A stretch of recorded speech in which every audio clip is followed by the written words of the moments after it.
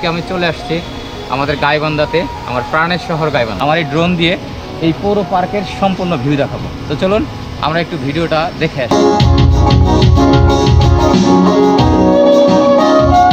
আসসালামু আলাইকুম। এটি হচ্ছে গাইবান্ধার পৌর পার্ক, যা গাইবান্ধা শহরের কেন্দ্রস্থলে অবস্থিত।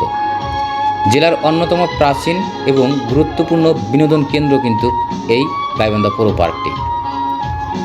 এই পার্কটি 1924 সালে প্রতিষ্ঠিত হয়েছিল।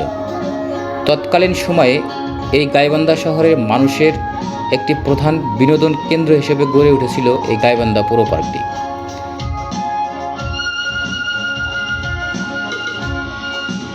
পরবর্তীতে 1930 সালে তৎকালীন জমিদার এই পার্কের পুকুর এবং পার্শ্ববর্তী জমিগুলো গাইবান্ধা পৌরসভাকে দান করেন একটি মহিলাদের জন্য পার্ক গড়ে তোলার উদ্দেশ্যে।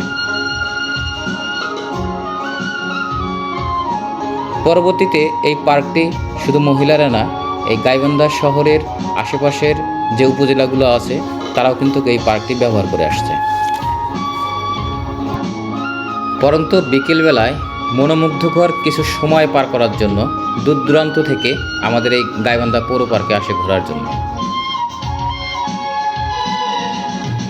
গাইবান্ধা শহরের ঠিক প্রাণকেন্দ্রেই আমাদের এই গাইবান্ধা পৌর পার্কটি অবস্থিত। সুতরাং গাইবান্ধায় যারা আসে তারা আসলেই চোখের সামনেই কিন্তু আমাদের এই চমৎকার মনোমুগ্ধকর দৃষ্টিনন্দন একটি পার্ক সবার চোখের পড়ে যায়। আর আপনারা যদি এই পার্কে আসতে চান তাহলে আপনারা চলে আসবেন সরাসরি আমাদের গাইবান্ধার বাস টার্মিনাল।